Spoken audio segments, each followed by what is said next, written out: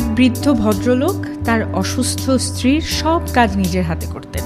স্ত্রীর জন্য তিনি রান্না করতেন, নিজের হাতে খাইয়ে দিতেন, কাপড় চোপড় ধুয়ে দিতেন, ঘুম পাড়াতেন, পরিষ্কার করাতেন, সব কিছু। এমনকি কোথাও গেলে স্ত্রীর হাত ধরে সাথে নিয়ে যেতেন। সারাদিনে এক মুহূর্তের জন্য স্ত্রীকে চোখের আড়াল করতেন না তিনি। একদিন এক প্রতিবেশী কিছুটা বিরক্তি সহকারে বৃদ্ধকে জিজ্ঞেস করলেন, আপনি সারাদিন আপনার স্ত্রীর সাথে থাকেন কেন? আপনার নিজস্ব কোনো ব্যক্তিত্ব নেই? বৃদ্ধ একটি দীর্ঘশ্বাস ছেড়ে বললেন, আমার স্ত্রী একজন অ্যালজাইমার রোগী, সে একা একা কিছু করতে পারে না। প্রতিবেশী কৌতূহলী হয়ে জানতে চাইলেন, আপনি যদি ওনাকে ছেড়ে চলে যান তাহলে উনি কি খুব কষ্ট পাবেন?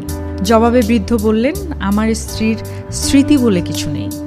আমি কে তাও সে জানে না। অনেক বছর ধরেই সে আর আমাকে চিনতে পারে না। প্রতিবেশী অবাক হয়ে বললেন, তারপরেও প্রতিদিন আপনি তাকে সঙ্গ দিয়ে যাচ্ছেন? সে আপনাকে চেনেই না। বর্ষিয়ান মানুষটি মৃদু হেসে বললেন, সে জানে না আমি কে, কিন্তু আমি তো জানি সে কে। সে হলো আমার ভালোবাসা, আমার আপনজন, আমার মানুষ।